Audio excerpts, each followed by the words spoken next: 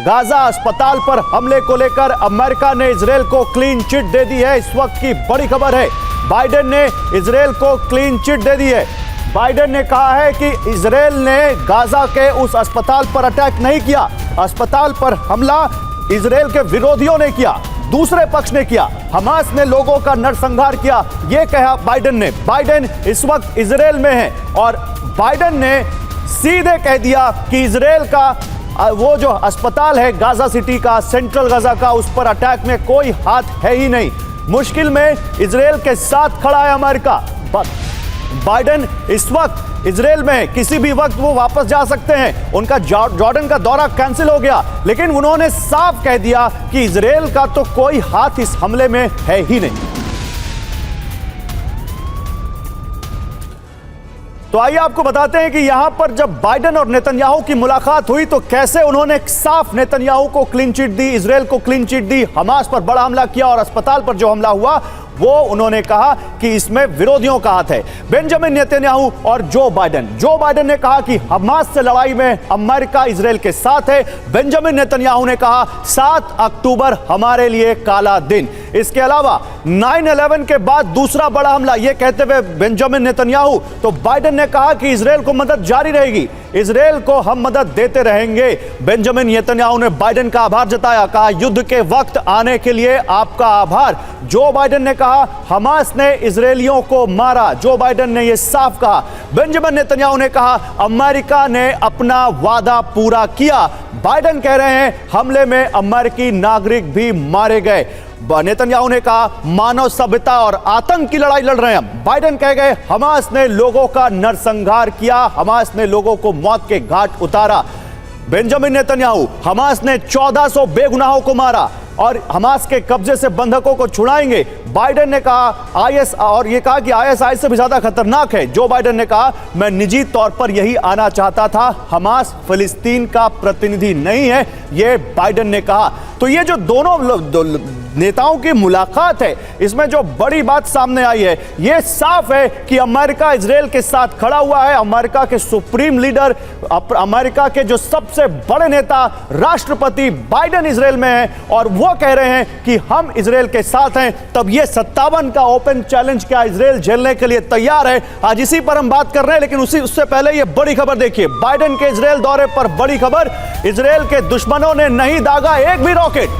वो हमास, वो इजरायल के दुश्मन, वो लोग जो लगातार इजरायल पर रॉकेट की बारिश कर रहे हैं, बाइडेन के दौरे के वक्त इजरायल पर एक भी रॉकेट नहीं दागा गया। जब तक बाइडेन इजरायल में थे रॉकेट अटैक नहीं हुआ। अब ये संयोग है, प्रयोग है, इसके पीछे क्या राज है, लेकिन ये वाकई हुआ है। बाइडेन की मौजूदगी में एक भी रॉकेट इजरायल पर नहीं दागा गया। ये कैसे? वो हमास जो 5-5 हजार रॉकेट दागने का दावा करता है, वो हमास जो आयरन डोम को नाकामयाब करने का दावा करता है, क्या बाइडेन से डर गया? क्या अमेरिका से डर गया? क्या इजरायल के दुश्मन अमेरिका से डर गए? ये क्या है? बाइडेन की मौजूदगी में एक भी रॉकेट नहीं आया यहां पर। लेकिन फिलहाल ये देखिए आपके सामने आयरन डोम, इजरायल का कवच, जो आयरन डोम इजरायल को रॉकेट से बचाता है। ये कैसे काम करता है ये आपको समझना चाहिए, क्योंकि ये बहुत अहम है। आयरन डोम की चर्चा पूरी दुनिया में है। आयरन डोम के कैपेसिटी पर सवाल भी उठे हमास के हमले के बाद। लेकिन ये देखिए नंबर 1 कैसे काम करता है, रेडार। ये जो 2-3 पार्ट हैं ये मिलकर इजरायल को बचाते हैं। पहला होता है रडार। रडार यहां 100 किलोमीटर के रेडियस में, 100 किलोमीटर के क्षेत्रफल में कोई भी खतरा जो इजरायल की तरफ आ रहा है उसको डिटेक्ट करता है और तुरंत उसकी जानकारी जो बैटरी है, जो वहां पर बैटल मैनेजमेंट कंट्रोल सिस्टम है, उस तक पहुंचाता है। बैटल मैनेजमेंट कंट्रोल सिस्टम एक एंटीना की तरह जो बीच में आपको दिख रहा है, तुरंत ये पूरी जानकारी, ये पूरी लोकेशन वहां जो लॉन्चर और इंटरसेप्टर है नंबर 3 उस तक भेजता है और तुरंत जो खतरा उनकी तरफ आ रहा है उसको डिटेक्ट करते हुए लॉन्चर एक मिसाइल लॉन्च करता है, इंटरसेप्ट करता है आने वाले खतरे को, हमास के रॉकेट को जो गाजा की तरफ से आ रहा है, और उसको आसमान में ही मार गिराता है। यह है वो इजरायल का कवच आपके सामने। कैसे आयरन डोम इजरायल की रक्षा करता है आप इस ग्राफिकल रिपोर्ट के जरिए समझ सकते हैं। मैं ग्रुप कैप्टन आपको पांडे जी आपको यहां बुलाना चाहूंगा। सर मुझे ये बताइए, ये जो आयरन डोम है, ये ना होता तो क्या होता आज, और क्या ये आप संयोग मानते हैं, प्रयोग मानते हैं, जो बाइडेन के दौरे पर एक भी हमास का रॉकेट नहीं आया? देखिए, सर्वप्रथम तो मैं बता दूं कि जो आयरन डोम है उसमें आपने मुख्य बातें बता दी हैं। और आयरन डोम में एक बैटरी, एक जो उनका सिस्टम होता है उसमें 3 से 4 बैटरी होती हैं और 3 से 4 बैटरी, एक रडार होता है और टोटल 20 मिसाइलें होती हैं। जो सबसे महत्वपूर्ण बात है कि जब ये डिटेक्ट हो जाता है कोई भी थ्रेट, वो देखता है कि वो डायरेक्शन थ्रेट की कहाँ है, क्या वो किसी इंपॉर्टेंट टारगेट की तरफ जा रहा है या किसी रिहायशी इलाके में जा रहा है। अगर ऐसा नहीं है तो वो इसको इग्नोर कर देता है और वो रॉकेट वेस्ट होता है। अगर ये जाता है नहीं, तो आपको क्या लगता है हमास ने क्यों रॉकेट नहीं दागा बाइडेन के वक्त? देखिए, वो एक अलग सामरिक कारण है उसके पीछे कि वो बताना चाहते हैं कि भाई हम रॉकेट हमने डेफिनेटली लॉन्च किया, लेकिन इस समय हम बड़े दुखी हैं, हम 500 लोग मर गए हमारे और आप इसमें कुछ करिए। उनका उद्देश्य यही है कि भाई हम चाहते हैं कि आप कुछ शांति कराएं या इनको बोलें कि एयर स्ट्राइक हमारे बंद कराएं। क्योंकि देखिए, 500 जो मरे उनके पीछे एक बहुत महत्वपूर्ण चीज़ ये भी है, उस हॉस्पिटल में ना बिजली की प्रॉब्लम, बिजली है, पानी है नहीं है, दवाइयाँ नहीं है, तो ये 500 लोगों का इलाज कैसे हो रहा था। दूसरी बातें, कई और भी चीज़ें एक के बाद क्रम में अगर देखें तो आई हैं जो बताती हैं कि हमला जो है वो कहाँ से हुआ, वो बड़ा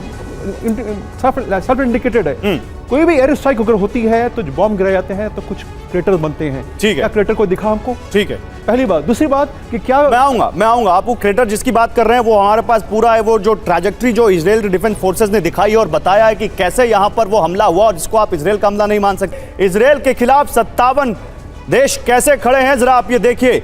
आज जेद्दा में OIC की, इस्लामिक कंट्रीज का जो ऑर्गेनाइजेशन है उसकी मीटिंग होती है और वहां पर बहुत बड़ी बड़ी बातें सामने आती हैं। ये उस मीटिंग की तस्वीरें हम दिखा रहे हैं आपको।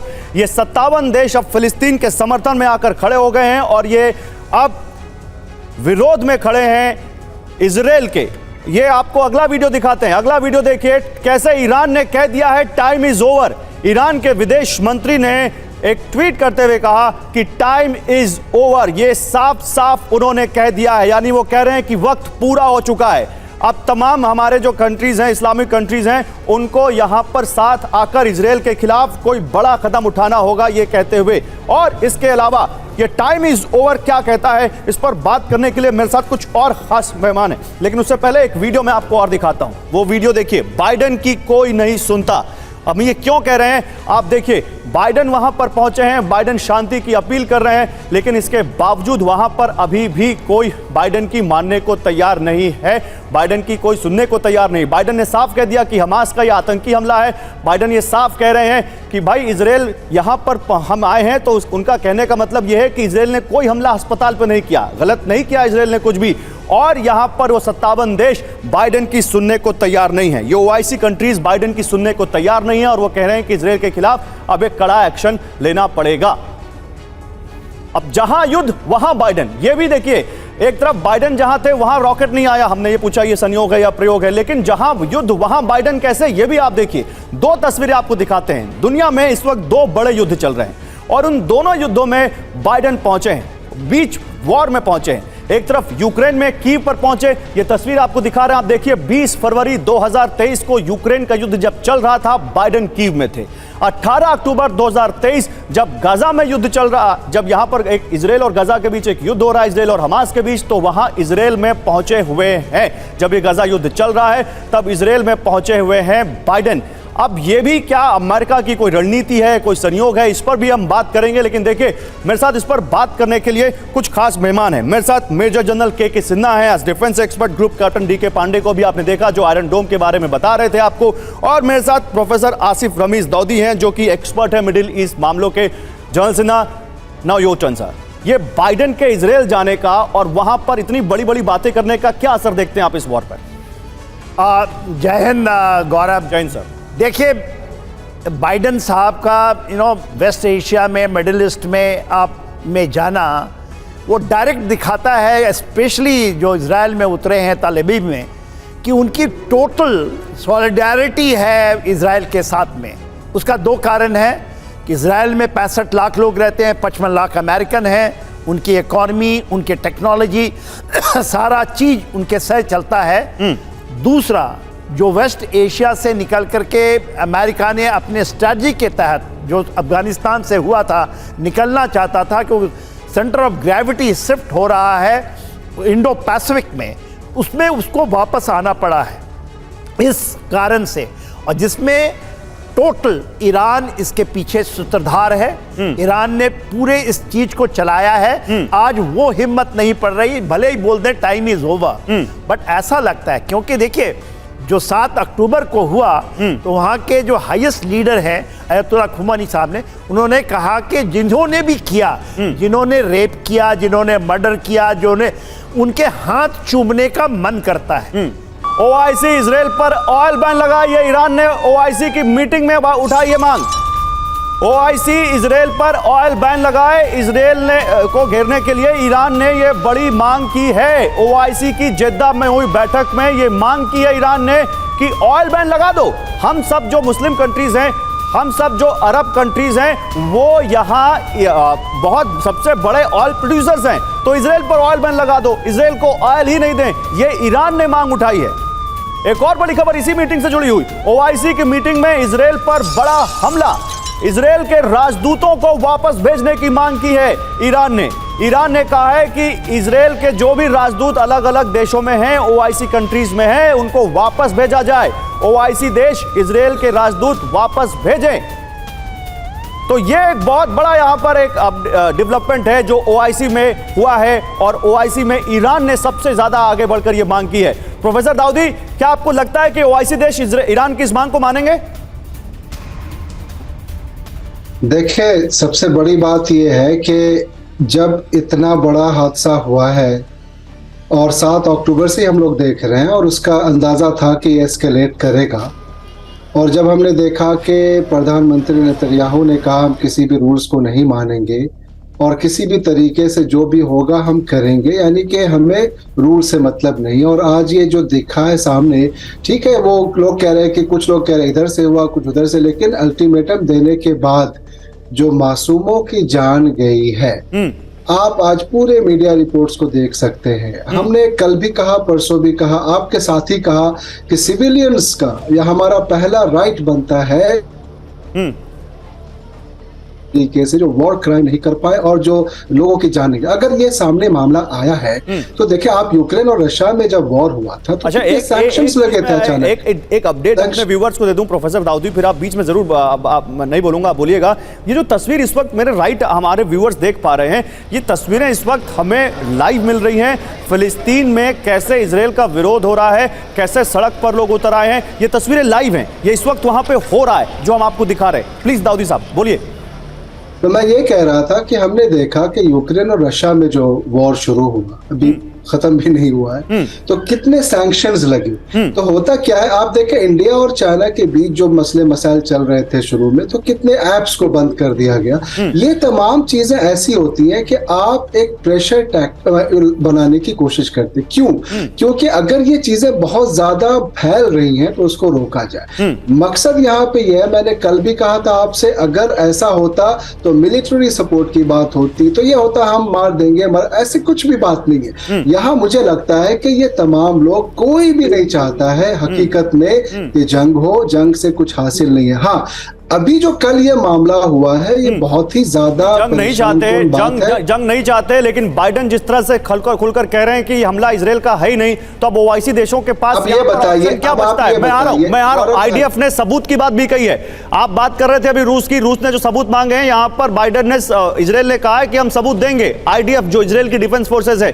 लेकिन मैं अब आपको एक तस्वीर दिखाना चाहता हूं, और वो तस्वीर हिला देने वाली है, वो तस्वीर हम सबको सोचने पर मजबूर कर देने वाली है। आपको जिस हॉस्पिटल के बारे में हम बता रहे हैं, उस हॉस्पिटल के डायरेक्टर ने कैसे एक प्रेस कॉन्फ्रेंस की, लाश के बीच से, वो तस्वीर आपको देखनी चाहिए। 500 से ज्यादा लोग मारे गए इस हमले में, कहा जा रहा है। इजराइल का दावा है कि ये हमला हमारा नहीं है, बल्कि जो फिलिस्तीन के जो इस्लामिक जिहाद ग्रुप है, फिलिस्तीनी इस्लामिक जिहाद ग्रुप, उसने हमारे ऊपर रॉकेट छोड़े थे और रॉकेट मिसफायर होकर उनके हॉस्पिटल पे गिरा। हालांकि जिसकी तरफ से भी हुआ, ये तस्वीरें आपको हिलाकर रख देंगी। लाश के बीच से प्रेस कॉन्फ्रेंस कभी देखिए आपने? आपको दिखाते हैं टूटती सांस, बिखरता देश, कैसे एक एक दिन, गुजरता हुआ दिन यहां पर इस गाजा को बिल्कुल बिखेर के रख दे रहा है। आप देखिए गाजा में इस वक्त क्या हाल है, फिलिस्तीन में क्या हाल है, लोग अपनों को कैसे खो रहे हैं और किस तरह से वहां कोहराम मचा हुआ है, हाहाकार मचा हुआ है, किस तरह से लोग वहां पर परेशान हैं।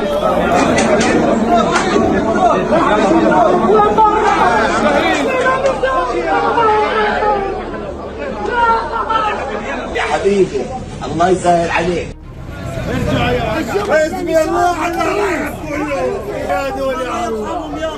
हालांकि इजराइल का कहना है कि यह उनका हमला नहीं है, इजराइल इसके सबूत देने को भी तैयार है। लेकिन फिलिस्तीन के समर्थन में कैसे रात में ही इस घटना के बाद से दुनिया भर में प्रदर्शन शुरू हो गए, खासकर अरब कंट्रीज में कैसे यहां पर सड़क पर लोग उतर आए, आगजनी करने लग गए, गोलियां तक चलने की आवाजें आई। जो इजराइल और अमेरिका की एम्बेसीज हैं उनके बाहर प्रदर्शन हुए, यह भी यहां पर देखने को मिला।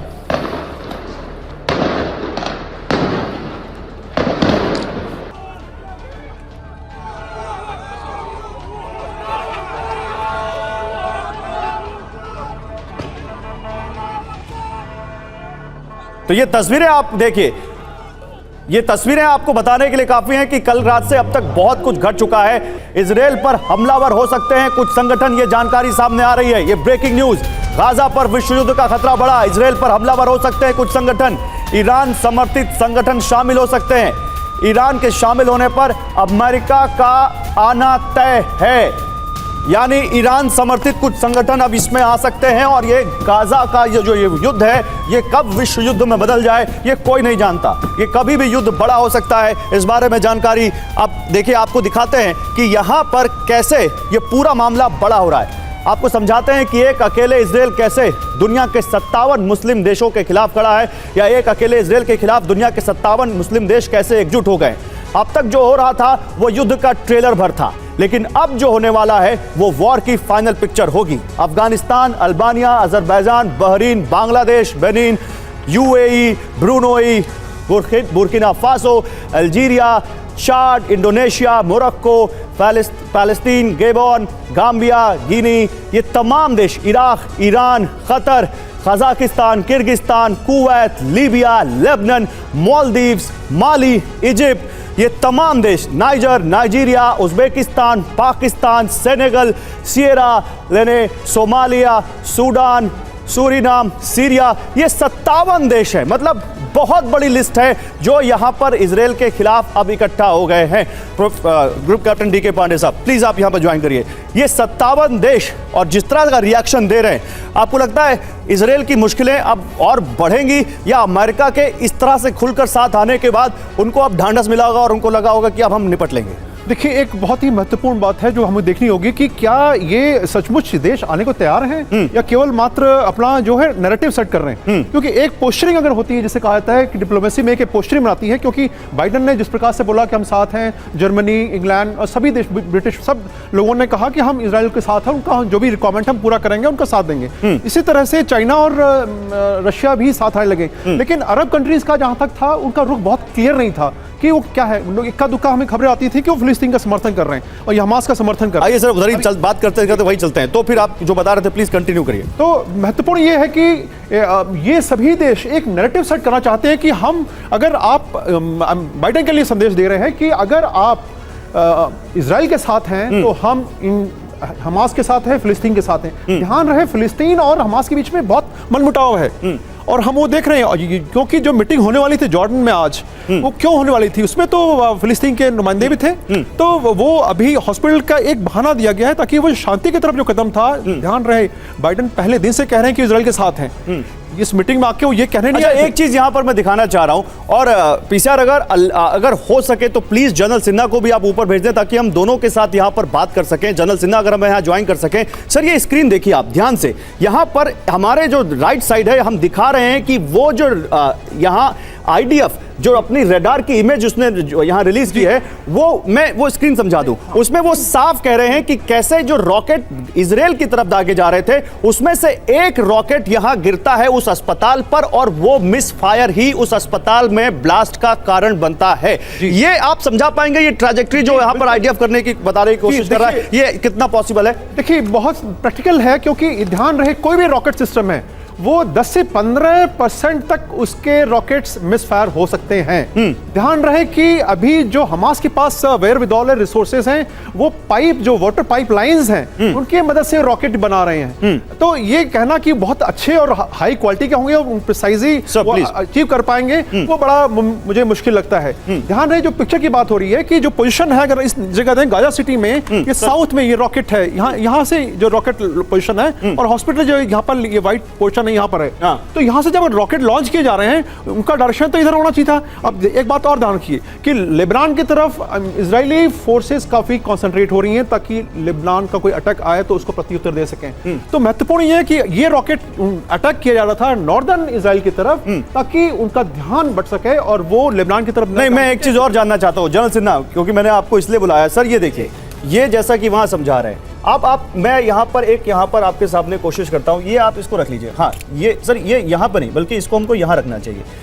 ये सेंट्रल गाजा है, यहाँ से ये हॉस्पिटल है, यहाँ से अगर कोई रॉकेट जा रहा है और ये इजराइल की तरफ जा रहा है, ये रॉकेट मान लीजिए ये रॉकेट्स या यहाँ से ये टैंक्स मान लीजिए रॉकेट्स यहाँ से जा रहे हैं, तो कितनी ये संभावना है कि रॉकेट यहीं पर गिर जाए, जो यहाँ पर हम मैप में वो दिखा भी रहे हैं, वो जैकेट दिखा भी रहे हैं, वो एनिमेशन चल रहा है सर। हाँ, देखिए जो आप समझाना चाह रहे हैं, यदि ये हम हटा दें, ये यदि हम इसको गाजा पट्टी कहते हैं पूरा, ये टोटल 41 किलोमीटर बाई 10 किलोमीटर है। इसके अंदर में वाडी गाजा, जहां मेरी ये लाइन आ रही है, वाडी गाजा है। ये साउथ जिसकी बात करें, ये नॉर्थ गाजा है। अभी हुआ कहाँ है? गाजा सिटी यहाँ है। गाजा सिटी के ऊपर 2 कैंप्स हैं जो कि रिफ्यूजी कैंप्स हैं, जो मेन अड्डे हैं। एक तो एक इधर है जहां मेरी हाथ है, और दूसरा है उसको बीच रिफ्यूजी कैंप कहते हैं। अब कहाँ से हुआ है ये रिफ्यूजी कैंप? जो बीच रिफ्यूजी कैंप्स हैं, यहाँ पे इनके पूरे अड्डे हैं, पूरे आर्सेनल हैं। आज भी उसके मेडिटेरियन के ऊपर है। यदि यहाँ फायर होता है, देखिए गौरव, जो इधर फायर होता है, सर ये लीजिए, ये मेरे पास आ चुका है। मेरे प्रोडक्शन कितनी इनकी टाइमिंग देखिए सर कितनी अच्छी। आप समझा रहे थे, उन्होंने कहा लीजिए हम आपके लिए बड़ा मैप ले आए। आप बताइए सर, आपको बताइए, ये रॉकेट की साइट है, ये हॉस्पिटल है, और कहा जा रहा है कि एक रॉकेट यहां से मिसफायर होकर गिरा, और ये गाजा इजराइल की तरफ जो रॉकेट जा रहे थे उनमें से एक रॉकेट है। ये आईडीएफ कह रहा है सर। ये एग्जैक्टली। हाँ। जब भी कोई मिसफायर होता है ना, तो मिसफायर जब होगा तो ये अंदर नहीं जाता। ये उसकी जो रेंज है टोटल, वो कहीं 3 किलोमीटर, 1 किलोमीटर, या इमीडिएटली 500, 600, और बहुत डिवास्टेटिंग होता है वो।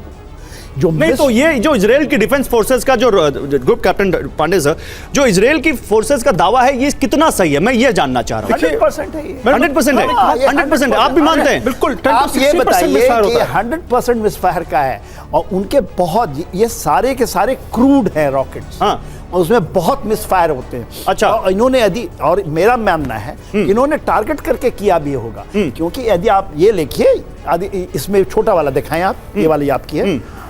अभी ये जो आपका आपने 4-5 भागों में बांटा है सर, ये वादी गाजा है, ये गाजा सिटी है। हाँ। और उसके बाद ये है वाडी गाजा। नहीं, ये वादी गाजा है, ये वाडी गाजा, आपने वाडी गाजा देखिए, हाँ, करेक्ट, यहाँ वाडी गाजा है। यहाँ से सारे लोग, यहाँ से 10 लाख लोग निकल चुके हैं।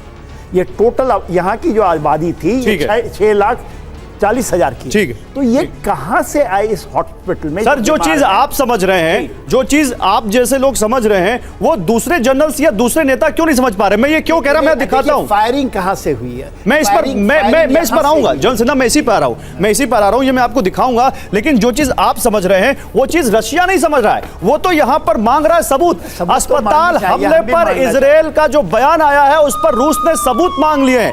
इजराइल ने कहा है कि दुनिया के सभी देशों को हम सबूत देंगे, गाजा के अस्पताल में हमास के रॉकेट होने का हम सबूत देंगे। ये कहा है उसने कहा है कि इजराइल का हाथ नहीं है, हम इसका सबूत देंगे, ये कहा है इजराइल ने। लेकिन ये सबूत चाहिए क्यों? जो सबूत मांग रहे हैं, क्या उनके पास इसके सबूत नहीं हो सकते? वो कह रहे हैं कि अगर आपके पास सैटेलाइट इमेज है तो हमें दीजिए। सबूत तो सैटेलाइट तो उनकी भी है, सबूत तो वो भी निकाल सकते हैं। ये क्या पॉलिटिक्स चल रही है? ये बहुत बड़ा। इजराइल ने कहा है कि हम सबको सबूत देंगे। इजराइल ने कहा है कि हमसे जो भी सबूत मांगेगा, हम उसको ये सबूत देंगे कि इस हमले में हमारा हाथ नहीं है।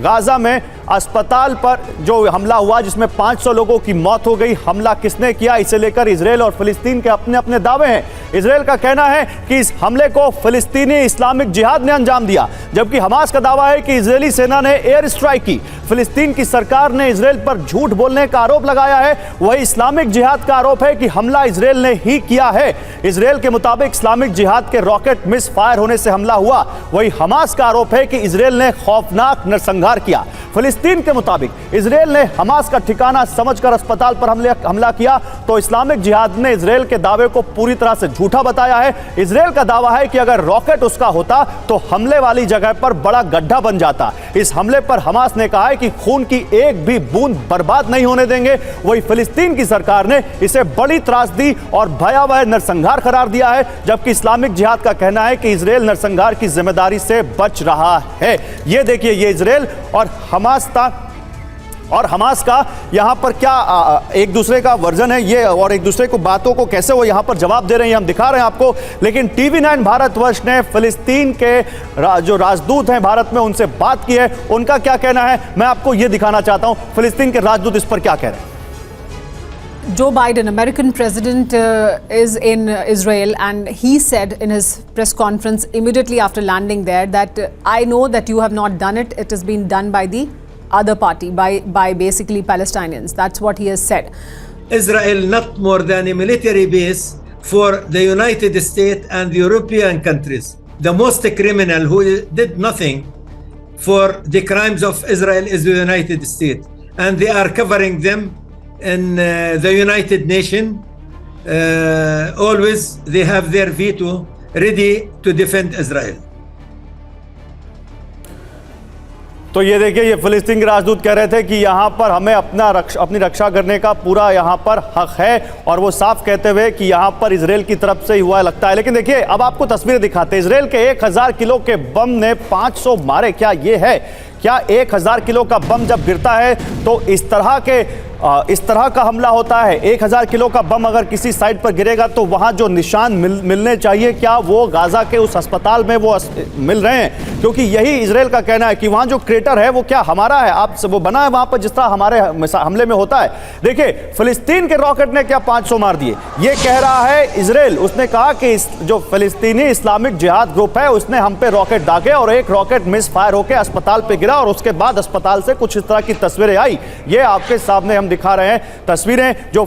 और इसके अलावा आप देखिए, इराक पहुंचा यूएस आर्मी पर ड्रोन अटैक।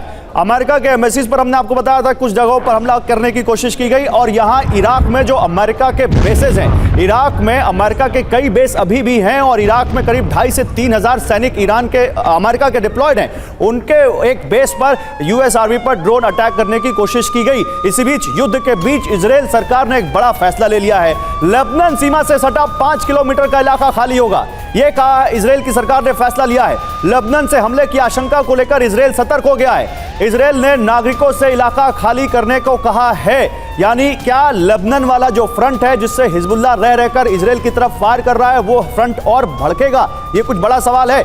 एक और बड़ी खबर, गाजा में इजराइल की बमबारी जारी है। इजराइल की बमबारी नहीं रुकी है। अब तक 3478 फिलिस्तीनियों की मौत हो चुकी है। जंग में अब तक 12000 लोग घायल हो चुके हैं। अभी तक 12000 लोग घायल हो चुके हैं और 3478 फिलिस्तीनियों की इसमें मौत हो चुकी है। तो गाजा में अस्पताल पर हमले का बहुत बड़ा असर हुआ है, वो भी आपको दिखाते हैं। वो हम आपको किस तरह से ये पूरे जो अरब मुल्क हैं उसके बाद बहुत ज्यादा भड़के हुए हैं। मैं प्रोफेसर दाऊदी आपसे सीधा सवाल लेता हूं। ये जो हम बात कर रहे हैं कि लेबनान के बॉर्डर पर इजराइल ने जो किया, अच्छा मैं जनरल सिन्हा आपसे जानना चाहता हूं, जो लेबनान का बॉर्डर है इसको आप कितना बड़ा यहां पर चैलेंज मानते हैं, या आपको लगता है कि नहीं यहां पर वैसी कोई वॉर नहीं भड़केगी? देखिए, पहले तो ऐसा लग रहा था कि शायद ये शिथिल पड़ जाए, मगर अब ऐसा लग रहा है क्योंकि ईरान की तरफ से बड़ा कि टाइम इज ओवर व्हाट, वो तो डायरेक्टली तो आएंगे नहीं। उनके जो प्रॉक्सीज हैं उसमें हिजबुल्लाह बहुत बड़ा प्रॉक्सी है, और हिजबुल्लाह हमास में बहुत डिफरेंस है। हिजबुल्लाह जो है वो एक स्ट्रॉन्ग मिलिटेंट ऑर्गेनाइजेशन है और उसके पास काबिलियत भी है। 1,40,000 कहते हैं रॉकेट डिप्लॉय किया हुआ है।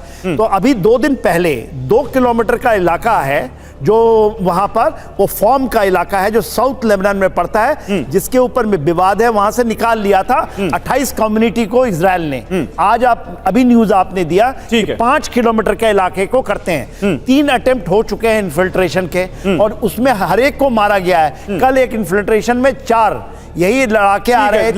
लेकिन मेन मुद्दा तो आप यही कह रहे हैं ना कि अस्पताल पर जो हुआ उसके बाद चीजें बदल सी गई हैं। ग्रुप कैप्टन पांडे सर, मुझे ये बताइए, अच्छा इसी बीच एक बड़ी खबर आ रही, देखिए अमेरिका ने हमास पर आर्थिक प्रतिबंध लगा दिया। बहुत बड़ी खबर, अमेरिका ने हमास पर आर्थिक प्रतिबंध लगा दिया। हमास के 10 सदस्यों पर आर्थिक प्रतिबंध लगा दिया है अमेरिका ने। गाजा, तुर्की, अल्जीरिया और कतर में हमास सदस्यों पर बैन। बाइडेन के इजरायल दौरे के बाद हमास पर यह कार्रवाई हुई है। तो हमास के जो सदस्य गाजा में हैं, तुर्की में हैं, इजरायल में हैं, कतर में हैं, उन पर बैन लगा दिया गया। 10 सदस्यों पर बैन लगा दिया गया। ग्रुप कैप्टन पांडे जी, कितना बड़ा ये सब, क्या ये माने कि ये बाइडेन को कुछ तो करना ही था और बाइडेन के दौरे का असर है ये? देखिए, पहली बात तो ये कि जो 57 मुल्क साथ में एक साथ जो आने का प्रयास कर रहे हैं और जो मीटिंग में ओआईसी में हुआ, हाँ। ये मुझे उसके ऊपर प्रतिक्रिया लग रही है। ओके। और ध्यान रहे कि जो अभी 500 मरीजों के मारे जाने की बात कही जा रही है अस्पताल में, ये एक तरह से एक जो लाइन खींची गई है हमास के आक्रमण के द्वारा 7 तारीख को, उससे बड़ी लाइन खींचने को बताने का ये प्रयास किया जा रहा है। ओके। तो लबोलब ये है कि कितने लोग मारे गए, निश्चित रूप से मारे गए, बहुत दुख की बात है, लेकिन ये उनको स्वीकार करना चाहिए हमास को कि ये मिसफायर है, क्योंकि पहले भी अगर पिछले 3 साल के रिकॉर्ड देखें, नहीं, लेकिन अब तो सबूत मांगे जा रहे हैं और सबूत बड़े इंटरनेशनल हो चुके हैं। आपको मालूम होगा जनरल सिन्हा, आप तो बहुत अच्छे से जानते होंगे, देश में सबूत मांगे गए थे सर्जिकल स्ट्राइक के। अब एक देश है जो कह रहा है कि भाई इजराइल हमें सबूत दे कि भाई उसने ये हमला नहीं किया है। सबूतों की पॉलिटिक्स देखिए सर, वहां तक पहुंच गई है। रशिया कह रहा है, क्या सबूत दे सकता है इजराइल? क्या लगता है आपको? और वो सबूत क्या वो उनके पास नहीं होंगे? देखिए गौरव, सबूत तो सबके पास में है कि पूरी दुनिया की जो सैटेलाइट है लगातार गाजा पट्टी को देख रही है और गाजा पट्टी बहुत छोटा है। हाँ। देखिए, बात यह है कि इलेक्ट्रॉनिक सिग्नेचर इतने आजकल के एडवांस्ड हो चुके हैं कि आप एग्जैक्टली जो क्रैटर है आप उसी से अंदाजा लगा सकते हैं कि कहां से फायरिंग हुई है। इसी तरह के सबूत हैं, बट सबूत को यदि माने तो सबूत तो यह है ना कि हमास आया, वहां के 140 लोगों को मार, 1400 लोगों को मार गया, रेप किया, इसने ये किया, बंधक बना के ले गए। पर दुनिया मानने के लिए तैयार है। दुनिया की आधी 57 देश इसको जस्ट बुलाने के लिए पूरे तैयार हैं। वो कहते हैं ये तो चलो ये हो गया, मगर फिलिस्तीनियों की बात करो। फलस्तीनी और हमास 2 डिफरेंट मुद्दे हैं। वो एक टेररिस्ट नहीं, लेकिन एक ऑर्गेनाइजेशन है, एक ऑर्गेनाइजेशन है। देखिए, ये जो हम आपको तस्वीरें दिखा रहे हैं, ये वो तस्वीर है जो आईडीएफ के कमांडर यहां पर, वही तस्वीर जो हमने अभी आपको दिखाई थी, वो दिखाते हुए लोगों को बताया, यहां पर पत्रकारों के सामने वो सबूत रखे दुनिया के सामने कि कैसे ये हमारा हमला नहीं है, ये वही फिलिस्तीनी इस्लामिक जिहाद जो ग्रुप है उसका हमला था इजराइल की तरफ, जो रॉकेट मिस फायर हुआ। जनरल सिन्हा, ये जो नया संगठन है, अभी तक इसका नाम आ नहीं रहा था इस वॉर में, इसके बारे में आप क्या बताएंगे हमारे व्यूअर्स को? देखिए, वहां पर ऐसा नहीं है। जो इजरायली मिलिट्री फोर्सेस हैं, उनके कमांडर ने जो जारी किया था नफरी को, हाँ। और ये जो चीजें दिखा रहे हैं उसके अंदर में आईसिस के फ्लैग भी दिखाए गए कि आईसिस, क्योंकि वो पकड़े गए हैं, वो ऐसा नहीं कि वो कहीं जाकर के गाजा पट्टी से लेकर आए हैं। जो आए थे वो आईसिस के फ्लैग लेके आए हैं। जो इस्लामिक फंडामेंटलिज्म का एक और ऑर्गेनाइजेशन है जो कि इससे भी कट्टर है, जो आईसिस से भी कट्टर है। देखिए, ये धड़े बनते रहते हैं, ये नाम चेंज करते हैं, पर उनका मुखौटा एक ही है, जो इस्लामिक कट्टर। और प्रॉब्लम क्या है कि जितने भी मुस्लिम देश हैं वो खड़े दिखाई देते हैं। आज ये कभी नहीं हुआ, अलकायदा के साथ भी नहीं हुआ, आईसिस के साथ भी नहीं हुआ, और आज केवल क्योंकि इजराइल का यह मुद्दा आ गया जिसमें इजराइल ही एक विक्टिम था। ठीक है, मैं एक सीधा सवाल लेता हूं। देखिए, अभी खबर आई है group captain DK Pandey sir कि यहां पर हमास पर बैन लगा दिया गया। कुछ असर पड़ेगा आपको लगता है इस वॉर पर? कोई असर पड़ेगा इसका? कहीं कोई असर मुझे लगता नहीं कि पड़ेगा। और एक और मैं जाची में बता दूं, जोड़ दूं पिछली बात में। आप कह रहे हैं बड़ा असर पड़ेगा? बहुत बड़ा असर पड़ेगा। एक मिनट पांडे जी, क्या असर पड़ेगा सर, जल्दी? देखिए, इस्माइल हानिया का नाम तो आप जानते ही हैं। हाँ। He is the founder of Hamas. उसकी वो कतार में रहता है। उसकी प्रॉपर्टी मालूम है? 4 बिलियन। अच्छा, 4 बिलियन की, आप देखिए ना, 4 बिलियन की। नहीं, इस वॉर पे क्या असर पड़ेगा? वॉर रुक जाएगी? हमास के हमले रुक जाएंगे? हॉस्टेजेस छूट जाएंगे? अरे देखिए, पूरा तो पैसे का मामला है। हाँ। पूरा ही मामला पैसे का है। यूएन से 80%, वहां पर 17,35,000 लोग रजिस्टर्ड शरणार्थी हैं। यूएन से बहुत पैसा आता है। ओके। पूरे मुल्क से, कतार से बहुत पैसा, ईरान पैसा देता है, इवन यूरोप के बहुत देशों से पैसा आता है। अच्छा, ये लोग सब मिलियनर हैं।